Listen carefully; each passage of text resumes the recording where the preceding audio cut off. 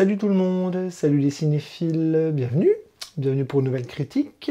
Alors aujourd'hui on va parler un petit peu télé, on va parler un peu animation et on va parler de la série X-Men 97, saison 1.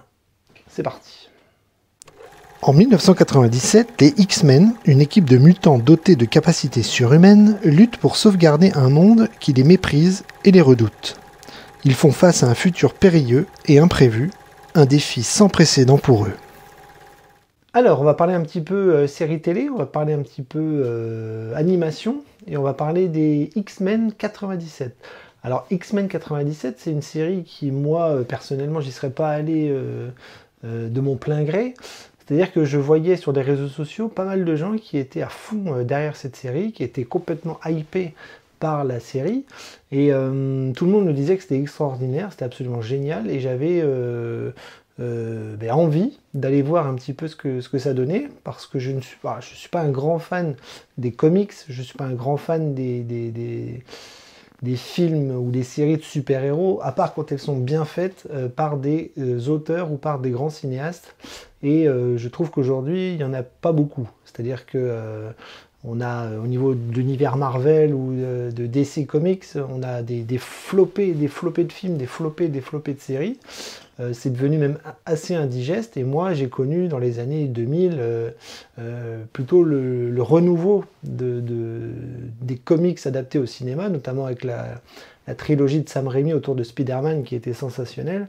Et puis après on a commencé à en avoir quelques-uns adaptés, et puis de plus en plus, des univers complètement exploités jusqu'à l'essorage total, et c'est devenu un petit peu une overdose pour moi aujourd'hui. Et je trouve que les Marvel et les productions Marvel et compagnie sont très médiocres aujourd'hui. Donc, une série animée, Marvel Animation, qui s'attaquait aux X-Men, 97, donc on se demandait si c'était une série récente, une série ancienne, donc c'était un petit peu mystérieux pour moi.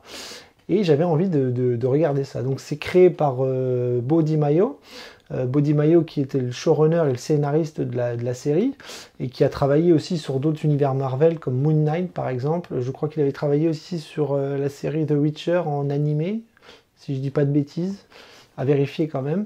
Mais voilà, Bo DiMaggio, c'est quelqu'un qui s'était lancé dans ce projet-là, et qui en fait avait envie de reprendre la série des années 90, parce que la série X-Men en dessin animé, c'est une série qui a duré 5 ans, de 1992 à 1997, et donc qui a été repris aujourd'hui avec tout l'univers qu'on peut connaître, enfin qu'on a connu à l'époque, avec ce projet vraiment de continuer la série des années 90 tout en restant dans le même univers, que ce soit graphique, esthétique, narratif et au niveau des personnages. Alors, est-ce que j'ai aimé ou est-ce que je n'ai pas aimé X-Men 97? Eh bien, j'ai trouvé ça sympa. J'ai trouvé ça fort sympathique, malgré beaucoup de réticences. Comme je vous ai expliqué, je ne suis pas un fan de cet univers-là. Je le connais de façon très populaire, c'est-à-dire je suis un spectateur lambda face à tout ça. Je ne lis pas les comics, je ne connais pas cet univers, je ne connais pas tous les personnages, je ne connais pas toute la mythologie autour des super-héros. Non, je le regarde en tant que spectateur cinéphile, en tant que spectateur aussi de séries, parce que maintenant des comics adaptés à la télévision comme au cinéma, il y en a absolument partout, comme je vous disais tout à l'heure. Il y a beaucoup de catastrophes, et des fois on trouve des univers assez sympas, assez originaux. Et donc là, je m'attaquais vraiment à une chose un peu différente, parce que là, on était dans l'animation. Et l'animation, c'est pas quelque chose que je regarde beaucoup au niveau des comics. Comme je les lis pas, forcément, je les regarde pas. Et donc, j'ai été très surpris de ce X-Men 97, parce que j'ai été plongé dans les années 90. Et bien évidemment, c'est voulu, parce que c'est le projet de reprendre la série des années 90, donc de 92 à 97, il y avait une série sur les X-Men qui était plutôt pas mal. Et donc le projet, là, je crois que c'est en 2021 où ils se sont lancés dans la réécriture et dans le projet à venir. Et en 2024, donc, sort la série qui est totalement le même univers que les années 90. Donc j'ai été surpris, j'ai été assez étonné de voir ce dessin très comics, mais très années 90. Donc voilà, on est quasiment dans l'animation pure, le dessin animé au sens propre du terme. On n'a pas, alors j'imagine que ça a été fait beaucoup avec les ordinateurs, mais on est vraiment dans cette esthétique-là, avec des personnages construits années 90, donc des dessins assez enfantins, entre guillemets, assez simples, tout en étant animés de façon très adulte. Donc il y a ce côté un peu enfantin mélangé aux thématiques et au monde des adultes, donc ça c'est vachement intéressant. Un univers très coloré. Voilà, on n'a pas le côté X-Men de Bryan Singer par exemple, sorti dans les années 2000, avec un côté un peu plus sombre, des X-Men un peu plus sombres. Là c'est très coloré, c'est très BD, très comics, très fidèle au roman, à la BD originelle. Donc ça c'est plutôt pas mal, mais on est vraiment dans les années 90, donc c'est difficile de rentrer dans l'univers esthétique de ce dessin d'un autre temps. Mis à part ça, eh bien, il y a toutes les thématiques des X-Men, je pense, dedans. Alors je les connais pas, hein, mais moi je les découvre dans cette série qui est vachement intéressante. Donc les X-Men, on connaît un petit peu l'essence, hein. Ce sont des mutants, voilà, qui sont un petit peu rejetés du monde, mais qui vont s'unir face aux forces maléfiques, et ils vont avec une galerie de personnages absolument monumentale qu'on retrouve dans la série. Alors pour le coup, je parlais de Bryan Singer dans le film des X-Men, où on avait quelques personnages forts, hein. On pense à Wolverine, on pense à Grey, on pense à Cyclope et tout ça. Et là, dans cette série-là, de 10 épisodes de 30 minutes chacun, il y a une flopée de personnages.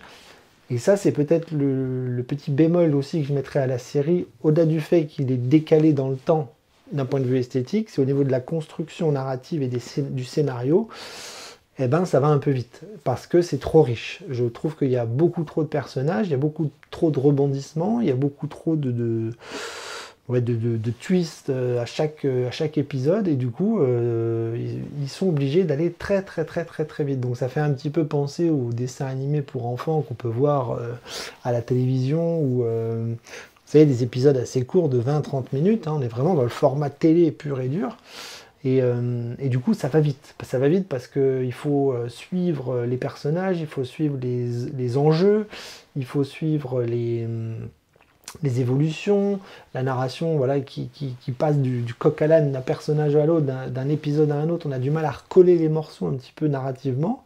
Et ça, c'est un peu ce que je regrette dans la série, parce que moi, ne connaissant pas les BD, les univers, la mythologie qui va autour, eh bien, je suis obligé de prendre au premier degré tout ce que la série m'envoie. Et ça va très vite. Donc il faut arriver à se connecter. Après, au-delà du fait que voilà, on a une esthétique années 90 et que la narration est riche et rapide, ça c'est les côtés un petit peu négatifs, on a quand même voilà, une série de haut vol intelligente, quand même plutôt bien écrite, avec des personnages attachants, avec de l'action, en veux-tu, en voilà, ça n'arrête pas. L'action est omniprésente de la première à la 30e minute sur chaque épisode, ça n'arrête pas. C'est-à-dire qu'il n'y a pas de temps mort, le rythme est soutenu du début à la fin, et ça c'est assez exceptionnel.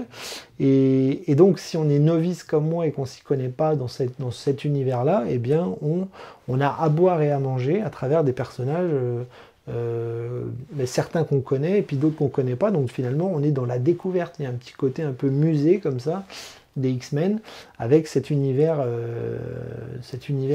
Marvel, cet univers comics, cet univers du MCU aussi, parce qu'on voit des personnages aussi comme Iron Man qui est là, on voit des Hulk qui apparaît aussi. Donc vous voyez, l'univers ultra riche de Marvel qui dans ce X-Men propose une galerie de personnages énormissime, et donc on en a pour notre argent, hein. C'est vraiment, on peut piocher vraiment dans tous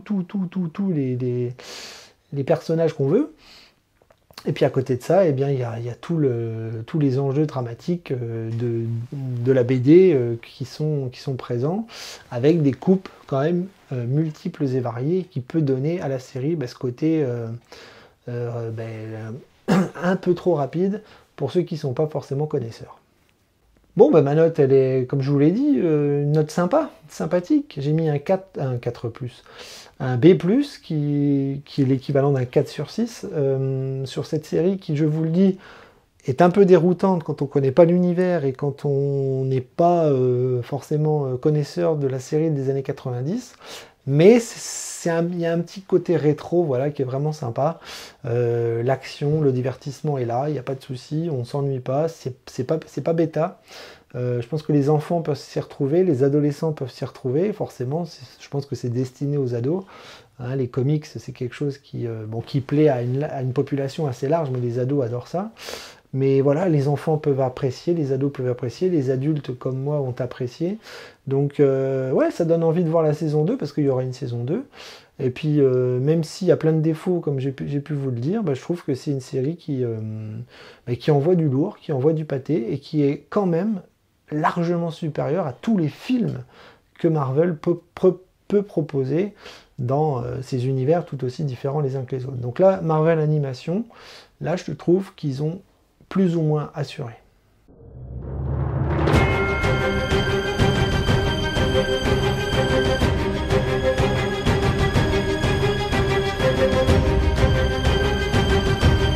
Eh bien, on va conclure avec cette petite note fort sympathique des X-Men 97. Donc, si vous avez des enfants, si vous avez des ados à la maison, vous pouvez y aller. Hein. Franchement, c'est une série qui envoie du lourd et qui propose un bon divertissement. Les thématiques abordées sont plutôt intelligentes, ça parle de notre époque aussi, donc c'est intelligent, bien écrit, c'est rapide, c'est un dessin qui est un petit peu daté, hein, mais c'est normal. Ça, c'est les petits défauts de la série, mais globalement, vous pouvez y aller, c'est très très très sympa si vous aimez les films de super-héros, les comics, et que vous retrouverez tous les personnages de la série qui sont quand même des mutants fort attachants. En attendant, je vous dis à bientôt pour une nouvelle critique. Vous pouvez vous abonner à la chaîne, hein, ça serait cool. Hein. Il n'y a pas que les monégasques qui peuvent s'abonner. Hein. Si vous aimez les films et les séries, je vais critiquer plein de choses. Et donc, allez, abonnez-vous, ça coûte pas cher, c'est gratuit et ça fait plaisir. Sur ce, coupez!